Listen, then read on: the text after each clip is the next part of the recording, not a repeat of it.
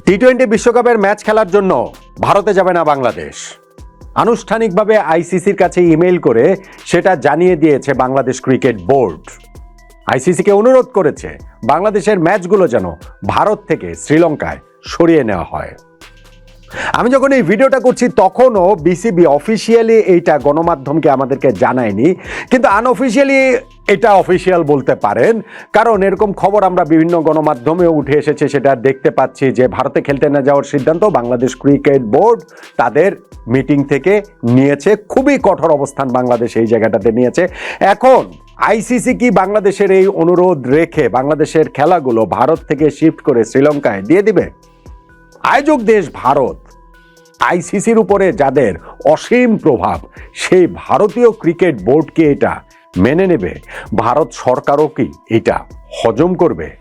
তা যদি না হয় সেই ক্ষেত্রে কি বাংলাদেশ দলের টি-20 বিশ্বকাপে অংশগ্রহণ করাটাই কি অনিশ্চয়তার মধ্যে পড়ে যাচ্ছে?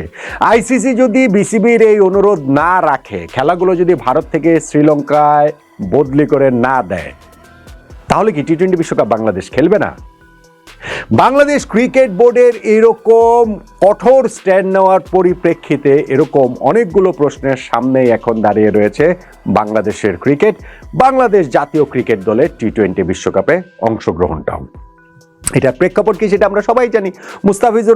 মুস্তাফিজুর রহমানকে আইপিএল এর দল থেকে বাদ দিয়ে দেওয়া হয়েছে। কোনো আনুষ্ঠানিক কারণ ভারতীয় ক্রিকেট বোর্ড থেকে দেখিয়েছে বলে তো আমরা এখন পর্যন্ত জানতে পারিনি। বাংলাদেশ ক্রিকেট বোর্ডের তরফ থেকে ভারতীয় ক্রিকেট বোর্ডের কাছে এইটা অফিসিয়ালি জানতে চাওয়া হবে বলে আমরা সেটা জেনেছি। অফিসিয়াল উত্তর অবভিয়াসলি এখনো ভারতীয় ক্রিকেট বোর্ড দেয়নি। ধারণা করা হচ্ছে নিরাপত্তাজনিত কারণে মুস্তাফিজকে ভারত এই আইপিএল এ খেলার অনুমতি ভারতের সরকার দিচ্ছে না, সেই সূত্র ধরে ভারতের ক্রিকেট বোর্ড দিচ্ছে না, সেই সূত্র ধরে মুস্তাফিজের আইপিএল খেলা হচ্ছে না। এবং তার সূত্র ধরে প্রশ্নটা আসছে, এক মুস্তাফিজকে যদি আইপিএল এ খেলার নিরাপত্তা ভারত নিশ্চিত করতে না পারে, তাহলে বাংলাদেশ জাতীয় ক্রিকেট দল যে টি-20 বিশ্বকাপ খেলবে, যেখানে আমাদের 15 জন ক্রিকেটার রয়েছেন, কোচিং স্টাফ রয়েছেন, কর্মকর্তা রয়েছেন, বিসিবির কর্তারা রয়েছেন, সিলেক্টররা রয়েছেন, সাংবাদিকরা রয়েছেন, সমর্থকরাও কেউ কেউ যাবেন তারা রয়েছেন, তাদের নিরাপত্তা ভারত কিভাবে নিশ্চিত করবে? ফলে ভারতে খেলাটা বাংলাদেশের জন্য ভীষণ রকমের ঝুঁকিপূর্ণ হয়ে উঠছে। আমি নট শিওর যে বাংলাদেশ ক্রিকেট বোর্ড এই যে কঠোর স্ট্যান্ডের জায়গাটাতে চলে গেল যে বাংলাদেশের ম্যাচগুলোকে মানে ভারতে আমরা খেলবই না। আমার মনে হয়েছিল যে এই জায়গাটাতে একটা মাঝামাঝি জায়গা ছিল, যে ভারতীয় ক্রিকেট বোর্ডের কাছ থেকে প্রথমত ব্যাখ্যা চাওয়া, মুস্তাফিজকে কেন তারা আসলে আইপিএল থেকে সরিয়ে দিল, আনুষ্ঠানিকভাবে লিখিতভাবে ভারতীয় বোর্ডকে এটার ব্যাখ্যা দিতে হবে, কারণটা দিতে হবে যে এই রিজন। যদি নিরাপত্তাজনিত কারণ হয় সেই ক্ষেত্রে বাংলাদেশ ক্রিকেট বোর্ডের বলার মতো একটা গলার জোর থাকে। সেইটা না করে কি আমাদের ফেসবুকেও জোরটাই বেশি হয়ে যাচ্ছে কিনা, ওই রকম একটা খুবই অজনপ্রিয় কথা হলেও ওরকম একটা আলোচনার জায়গা কিন্তু আমি আসলে তুলতেই চাই।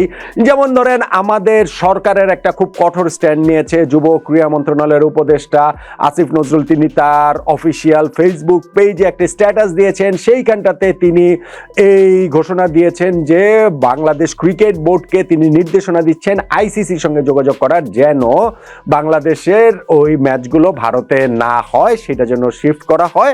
এবং সেই জায়গাটাতে যখন আমাদের ক্রিকেটার মুস্তাফিজকে, চুক্তিবদ্ধ ক্রিকেটারকে নিয়েও যখন তারা আসলে নিরাপত্তা দিতে পারছে না, তখন বাংলাদেশ জাতীয় দলেরই ভারতে খেলাটা অনিরাপদ, তার সেটা মনে হয়েছে। এবং তার ওই কথার সঙ্গে, তার ওই এসেন্সের সঙ্গে তো আমি অবশ্যই একমত, আমরা সবাই আসলে একমত।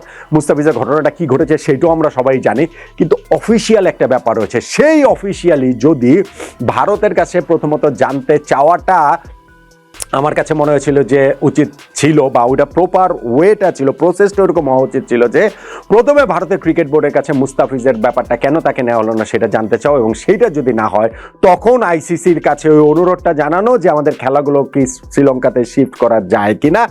আর যদি সেইটা না হয় সেই ক্ষেত্রে আমরা কি আসলে টি-20 ওয়ার্ল্ড কাপ বর্জন করব কিনা, বয়কট করব কিনা। কিন্তু যখন আমরা ওরকম স্ট্যান্ড, বাংলাদেশ ক্রিকেট বোর্ড গতকালকে রাত্রেও একটা জুম মিটিং করেছে বোর্ডের এই ডিরেক্টরদের মধ্যে, তখনও তারা এইরকম একটা স্ট্যান্ডের দিকেই ছিল।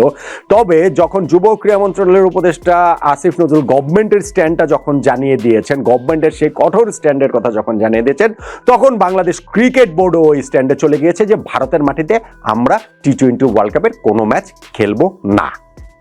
এটার ফল কতটা, এটার কতটা সুদূর প্রসারী হবে সেটা জানার জন্য আমাদের একটু ওয়েট করতে হবে। কিন্তু আমার কাছে মনে হচ্ছে যে নাটকীয়তার এইখানটাতেই শেষ না, এইটা খুবই সত্যি কথা। আমি বাংলাদেশ ক্রিকেট বোর্ডকে এই জায়গায় তাদের এই গাটস দেখানোর জন্য অবশ্যই ধন্যবাদ দেই।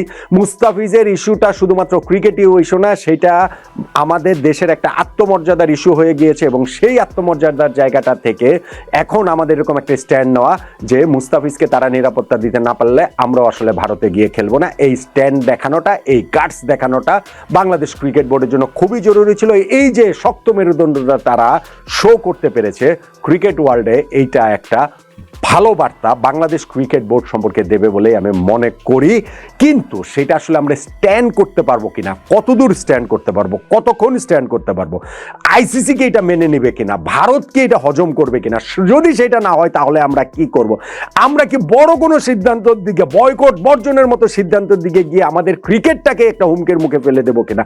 এরকম অনেকগুলো বিষয়ের মধ্যে আসলে জড়িত রয়েছে। আমার কাছে মনে হয় যে এইখানটাতে আমরা যদি একটু গুড সেন্সে এটা ভাবার চেষ্টা করি, তাহলে বাংলাদেশ ক্রিকেট বোর্ডের সিদ্ধান্তটা এই মুহূর্তে দাঁড়িয়ে যেই সিদ্ধান্তটা নিয়েছে সেই সিদ্ধান্তটা সঠিক, খুবই সঠিক বলে আমার কাছে মনে হয়। কিন্তু একই সঙ্গে আমাদের ক্রিকেটের বড় পিকচারটা দেখে ক্রিকেটের বৃহত্তর স্বার্থের কথাটাও ভাবতে হবে। বাংলাদেশ জাতীয় ক্রিকেট দল ভারতের মাটিতে টি-20 ওয়ার্ল্ড কাপের কোনো ম্যাচ খেলবে না, আইসিসির কাছে অফিসিয়ালি সেইটা বিসিবি জানিয়ে দিয়েছে। আমি আপনাদের সেটা আনঅফিসিয়ালি জানালাম, কিছুক্ষণের মধ্যে অফিসিয়ালি হয়তো, আমি জানি না, আমার এই ভিডিও প্রকাশ হতে হতে হয়তো বা বিসিবি অফিসিয়ালিও সেটা জানাতে পারে এবং সেক্ষেত্রে তখন এইটার বাংলাদেশ ক্রিকেট বোর্ডের ভাবনা টাবনাগুলো নিয়ে, এটার ইমপ্লিকেশন নিয়ে তখন তো অন্য আলোচনা করতেই পারি, করবই নিশ্চিতভাবে। কিন্তু এখন বাংলাদেশ যেই ক্রিকেট বোর্ড সিদ্ধান্তটা নিয়েছে, আমার কাছে সেই সিদ্ধান্তটা সঠিক বলেই মনে হচ্ছে। আপনার সঙ্গে কতটা একমত জানাতে পারেন।